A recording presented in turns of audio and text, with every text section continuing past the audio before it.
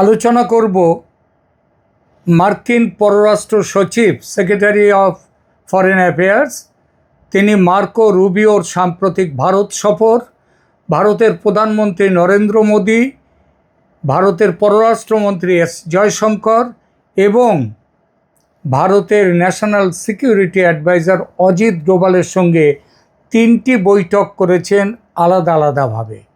এই বৈঠকের কি হলো, কি আলোচনা, কি সিদ্ধান্ত ছোট্ট করে এখানে বলবো।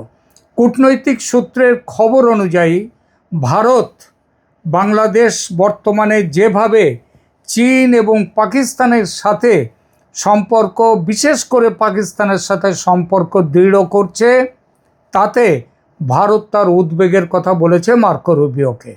কূটনৈতিক সূত্রের খবর অনুযায়ী ভারত এই পরিস্থিতিতে মার্কিন যুক্তরাষ্ট্রের কাছে 2টি নির্দিষ্ট প্রস্তাব বা অপশন রেখেছে বাংলাদেশ সম্পর্কে। প্রথমত, শেখ হাসিনাকে দেশে ফিরিয়ে এনে অতি দ্রুত একটি অবাধ ও সুষ্ঠু অংশগ্রহণমূলক নির্বাচনের আয়োজন করা, যা দেশটিতে গণতান্ত্রিক স্থিতিশীলতার পুনরুদ্ধার করবে।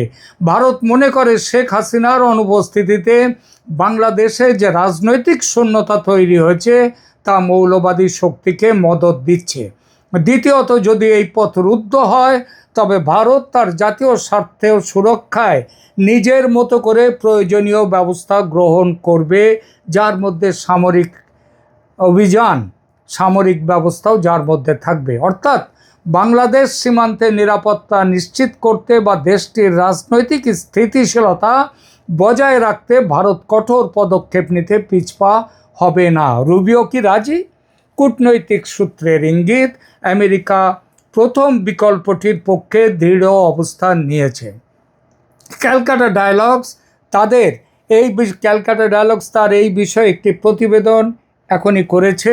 সেই প্রতিবেদনে পরিষ্কারভাবে বলে দেওয়া হয়েছে যে আগামী দিনে কি হতে চলেছে বাংলাদেশে। সেই বিষয়টি নিয়ে এখানে যদি আপনারা এই বিষয়টি নিয়ে আলোচনা আরও স্পষ্টভাবে শুনতে চান, বিস্তৃতভাবে শুনতে চান, তাহলে আমাদের মূল এপিসোডে গিয়ে এটি দেখুন। আশা করি আপনাদের ভালো লাগবে, আপনারা অনেক কিছু জানতে পারবেন। এখানেই রাখছি, ধন্যবাদ।